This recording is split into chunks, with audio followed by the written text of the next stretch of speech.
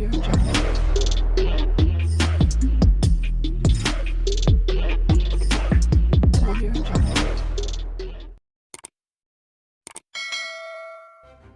kasih kerana memilih channel ini. Sebelum kita mulakan video ini, sila pertimbangkan untuk menekan butang like, share dan subscribe dan aktifkan butang lonceng anda agar anda sentiasa mendapat info-info percuma pada setiap hari dari channel kami. Dan tinggalkan komen anda kerana komen anda amatlah dihargai. Terima kasih. Bekas Timbalan Menteri Pertahanan Liu Chintong mengingatkan Presiden UMNO Ahmad Zahid Hamidi supaya tidak lari daripada tanggungjawabnya berhubung isu projek pembinaan 6 kapal tempur pesisir LCS. Zahid jangan cuba nak lari daripada tanggungjawab. Projek LCS telah diluluskan olehnya selaku Menteri Pertahanan pada tahun 2011. Zahid juga yang membuat keputusan untuk menukarkan sistem LCS daripada sistem Sigma, kelas Sigma kepada sistem Gowin, reka bentuk kelas Gowin, sebelum berunding dan meminta nasihat pihak Tentera Laut Diraja Malaysia TLDM, kata Liu dalam hantaran di Facebook hari ini. Terdahulu, Malaysia kini melaporkan Zahid yang juga bekas Timbalan Perdana Menteri berkata adalah tidak wajar untuk menyandarkan kegagalan perolehan LCS kepadanya kerana mendakwa dia bukan Menteri Pertahanan ketika projek itu diberikan.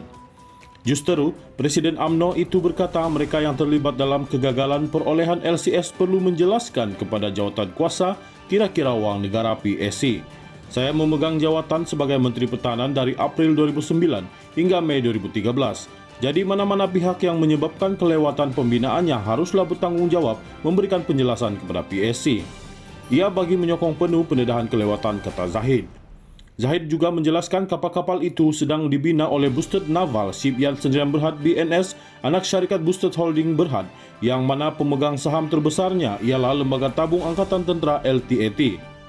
Secara jelas ia tiada kaitan dengan saya, malah LTAT sendiri menjadi pemegang saham terbesar dalam syarikat pembinaan LCS itu, katanya.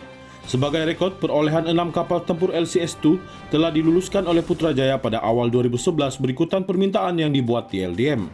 Pada akhir 2011, kontrak 9 bilion ringgit telah diberikan kepada Boosted Naval Shipyard Sdn Bhd secara terus tanpa tender terbuka. Kontrak itu berkuat kuasa pada 3 Oktober 2013 dan akan tamat pada 2 Oktober tahun depan.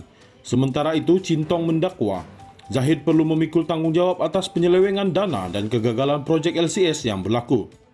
Beliau mesti jawab kepada rakyat sekarang juga jangan lari, katanya. Pada 4 Ogos, pengurus CPSC Wong Kar-Wai mengeluarkan kenyataan mengenai penemuan jawatan kuasa itu yang meneliti pengendalian projek LCS. Laporan itu mendedahkan walaupun tiada satu kapal yang siap, Putrajaya sudah membayar RM6 bilion. LCS pertama sepatutnya dihantar pada tahun 2019 tetapi hanya 44% siap menurut laporan PSC.